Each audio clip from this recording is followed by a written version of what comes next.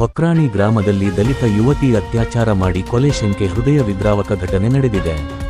ರಾಯಚೂರು ಜಿಲ್ಲೆಯ ಸಿರವಾರ ತಾಲೂಕಿನ ವಕ್ರಾಣಿ ಗ್ರಾಮದಲ್ಲಿ ನಿನ್ನೆ ಸಂಜೆ ಯುವತಿ ಬಯಲು ಶೌಚಾಲಯಕ್ಕೆ ತೆರಳಿದ್ದು ಬಹಳ ಹೊತ್ತಾದರೂ ಮನೆಗೆ ಬಾರದ ಹಿನ್ನೆಲೆಯಲ್ಲಿ ಪೋಷಕರು ಆತಂಕಗೊಂಡಿದ್ದಾರೆ. ಗ್ರಾಮದ ಸುತ್ತಲೂ ಹುಡುಕಾಟ ನಡೆಸಿ ಸಂಬಂಧಿಕರಿಗೆ ಕರೆ ಮಾಡಿ ವಿಚಾರಿಸಿದರೂ ಯುವತಿ ಪತ್ತೆಯಾಗಿರಲಿಲ್ಲ. ಇಂದು ಬೆಳಿಗ್ಗೆ ಗ್ರಾಮದ ಬಾವಿಯಲ್ಲಿ ಯುವತಿಯ ಮೃತದೇಹ ಪತ್ತೆಯಾಗಿದೆ. ಅತ್ಯಾಚಾರವೆಸಗಿ ಕೊಲೆ ಮಾಡಿರುವ ಶಂಕೆ ವ್ಯಕ್ತವಾಗಿದ್ದು ಪರಿವಾರದ ದುಃಖ ಮುಗಿಲು ಮುಟ್ಟಿದೆ.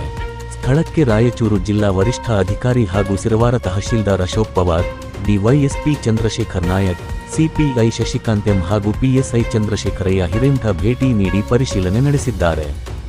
ಶ್ವಾನ ದಳದೊಂದಿಗೆ ಆರೋಪಿಗಳ ಹುಡುಕಾಟ ಚುರುಕುಗೊಂಡಿದ್ದು ಬಂಧಿಸಲಾಗುವುದು ಎಂದು ಪೊಲೀಸರು ತಿಳಿಸಿದ್ದಾರೆ. ಈ ಘಟನೆ ಇಡೀ ಸಿರವಾರ ತಾಲೂಕಿನಲ್ಲಿ ಆಕ್ರೋಶಕ್ಕೆ ಕಾರಣವಾಗಿದೆ. ನಿನ್ನೆ ಏನಾಯ್ತು ಸರ್, ನಾವು ಹೊಲದಲ್ಲಿಂದ ಬಂದೆ ರೀ. ನಮ್ಮಪ್ಪ ಹೊಲದಲ್ಲಿಂದ ಬಂದರು, ನಮ್ಮ ಹೊಲದಲ್ಲಿಂದ ಬಂದರು 6 ಗಂಟೆಗೆ ಬಂದರು. ನಾನು ಎತ್ತಿನಲ್ಲಿ ಬಂದಿನಿ ಸರ್. 70 ಹೋಗಿ ಕೇಸಿ ಇಲ್ಲಿ ನಮ್ಮ ಎಷ್ಟು ಬಂದು ಒಯ್ಬರಮ್ಮ ಬಾಮ ಬಾತ್ರೂಮ್ ಅಂತ ಕೇಳಿದ್ರು. ನಮ್ಮ ಒಯ್ಬಾಮ ಇಲ್ಲಿ ಸಾಕಾದಂತಂದು ಇನ್ನೊಂದು ತಂಡಕ್ಕೆ ಕೇಳಿದ್ರು, ಸಾಕಾದ ಒಯ್ಬಾ ಅಂತ ಒಯ್ ಬಂದರು. ಒಂದು 10-15 ನಿಮಿಷ ಆಯಿತು, ಇನ್ನೂ ಬಂದಿಲ್ಲ ಕೇಸಿ ನಮ್ಮ ಅತ್ತೆ ನಮ್ಮ ಇಬ್ಬರು ಹೋದರು.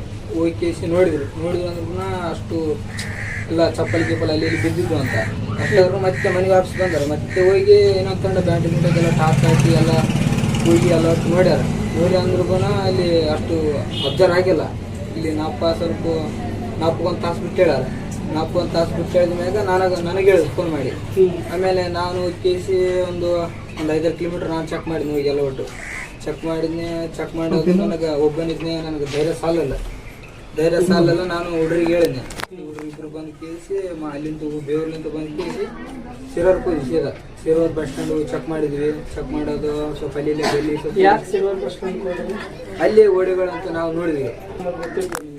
ಅಲ್ಲ ರೀ, ಸುಮ್ಮನೆ ನಮ್ದೊಂದು ಹೋಗಿದ್ರು. ನಾವು ಹೋಗಿ ಕೇಸಿ ಸಿರೋರ್ ಎಲ್ಲ ಚೆಕ್ ಮಾಡಿದ್ವಿ. ಅಷ್ಟು ಅನುಮಾನ ಮತ್ತೆ ಬರಲಿಲ್ಲ. ನಾನು ರೊಕ್ಕ ಲೋಟ್ ಅಲ್ಲಿದ್ದು ರೊಕ್ಕ ಫೋನ್ ಗೀನ್ ಲೋಟ್ ಅಲ್ಲೇ ಬಿಟ್ಟು ಇಲ್ಲ ಮನೆಗೆ. ನಾನು ರೊಕ್ಕ ಲೋಟ ಹುಡುಗಿನ ಕೈಗೆ ಕೊಡ್ತೀನಿ ಅಂದ್ರೂ ರೊಕ್ಕ ಒಯ್ದಿಲ್ಲ, ಫೋನ್ ಒಯ್ದಿಲ್ಲ, ಎಲ್ಲೊಟ್ಟು ಒಯ್ದಿಲ್ಲ. ಹೆಂಗೆ ಅಂತ ಕೇಸಿ ಮತ್ತೆ ಸ್ಟೇಷನ್ಗೆ ಹೋದಿವಿ. ಸ್ಟೇಷನ್ಗೆ ಹೋಗಿ ನಿಂತ್ಕೊಂಡ್ವಿ. ಇಬ್ಬರು ಪೊಲೀಸರು ಇದ್ದರು. ಹೋಗಿ ಕೇಸಿ ಏನಪ್ಪ ನಿಮ್ಮ ಸಮಸ್ಯೆ ಅಂತ ಕೇಳಿದ್ರು. ನಾವು ಹೇಳಿದ್ವಿ ಹಿಂಗೆ ಇದಾಗಿದೆ ಅಂತ, ಮಿಸ್ಸಿಂಗ್ ಕಂಪ್ಲೇಂಟ್ ಅಂತ ಹೇಳಿದ್ರು. ಹೆಂಗೆ ಮಿಸ್ಸಿಂಗ್ ಅಂತಂದ್ರೆ ಹುಡುಗಿನ ಫೋನ್ ಆಯ್ತಾರೆ ಅಂತ ಚೆಕ್ ಮಾಡಿದ್ರು. ಯಾರ್ಯಾರು ಕಾಲಿಂಗ್ ಅಂತ ಹೇಳಿದ್ರು. ನಾನು ಯಾವ್ರವ್ರ ಹೆಸರು ಹೇಳಿದ್ರು. ವಾಟ್ಸಪ್ ಮೆಸೇಜ್ ಎಲ್ಲ ಚೆಕ್ ಮಾಡಿಸಿದ್ರು. ಆಗ ಸುಮ್ಕೆ ಆದ್ರು. ವಯಸ್ಸು ಎಷ್ಟು ಅಂದ್ರು 21 ಅಂತ ಹೇಳಿದ್ರಿ. ಆಯ್ತು, ಓಡಿಗಿರ್ತಾರೆ ಬಿಡು. ನಮ್ಗೆ ಎಲ್ಲರಿಗೂ ಎಲ್ಲ 10 ಕೆಲಸಗಳು ಮಾಡಬೇಕಾಗ್ತದೆ ಅಲ್ವಾ? ಇದರ ಸಲುವಾಗಿನೂ ಕೂಡ ಸೊ ಎಲ್ಲರೂ ಒಂದೇ ಕಡೆ ಒಂದೇ ಇದರಲ್ಲಿ ನಿಂತುಕೊಂಡ್ರೆ ಕೆಲಸ ಆಗೋದಿಲ್ಲ. ನಾನು ಅಂದರೆ ನನ್ನ ತಹಶೀಲ್ದಾರು ನನ್ನ ಪರವಾಗಿ ಅವರು ಕೂಡ ಬರ್ತಾರೆ. ಬೆಳಗ್ಗೆಯಿಂದ ಫೀಲ್ಡಲ್ಲಿ ಇದ್ದಾರೆ. ನಾನು ಒಂದು 5 ನಿಮಿಷಕ್ಕೆ ಒಮ್ಮೆ SP ಅವರ ಹತ್ರ ಇವ್ರ ಹತ್ರ ಏನು ನಡೀತಾ ಇದೆ ಅಂತ ಇನ್ನೂ ತಿಳ್ಕೊಂಡಿದ್ದೀನಿ. ಹಾಸ್ಪಿಟ್ಲಲ್ಲಿ ಕೋಆರ್ಡಿನೇಟ್ ಮಾಡ್ಕೊಂಡಿದ್ದೀವಿ. ಸೊ ನಾವು ಎಲ್ಲರೂ ಒಗ್ಗಟ್ಟಾಗಿ ಮಾತಾಡಿಕೊಂಡು ಏನೇನಾಗಬೇಕಾಗ್ತದೆ ಇಲ್ಲಿ ಗ್ರಾಮದಲ್ಲಿ, ಹಾಸ್ಪಿಟ್ಲಲ್ಲಿ ಮುಂದೆ ಏನಾಗಬೇಕಾಗ್ತದೆ ಇದೆಲ್ಲದನ್ನು ಡಿಸ್ಕಸ್ ಮಾಡ್ಕೊಂಡಿದ್ದೀವಿ. ಈ ಥರ ಒಂದು ಘಟನೆ ಆಗಬಾರ್ದಿತ್ತು, ಆಗಿದೆ. ಈಗ ಬರ್ತಾ ಇದ್ದಾಳೆ. ಈಗ ಮುಂದೆ ಈ ರೀತಿ ಆಗದಂತೆಯೇ ನೋಡ್ಕೊಳ್ಳೋಣ. ಎಲ್ಲರೂ ನಮಗೆ ಸಹಕಾರ ಮಾಡಬೇಕಾಗ್ತದೆ. ನಾವು ಕೂಡ ಇಲ್ಲೇ ಇನ್ನೂ ಮುಂದೆ ಎಷ್ಟು ದಿವಸ ಇಲ್ಲಿ ಸಿಚುವೇಶನ್ ನಾರ್ಮಲ್ ಆಗ್ತದೆ ಅದನ್ನು ಮಾಡುತ್ತೇವೆ. ಯಾರು ಸಂಬಂಧಪಟ್ಟವರಿದ್ದಾರೆ ಅವರು ಅಷ್ಟು ಜನರನ್ನು ಕೋರ್ಟಲ್ಲಿ ನಿಲ್ಲಿಸಲಿಕ್ಕೆ ಕಟ್ಟುನಿಟ್ಟಿನ ಕ್ರಮವನ್ನು ತಗೊಳ್ತೀವಿ.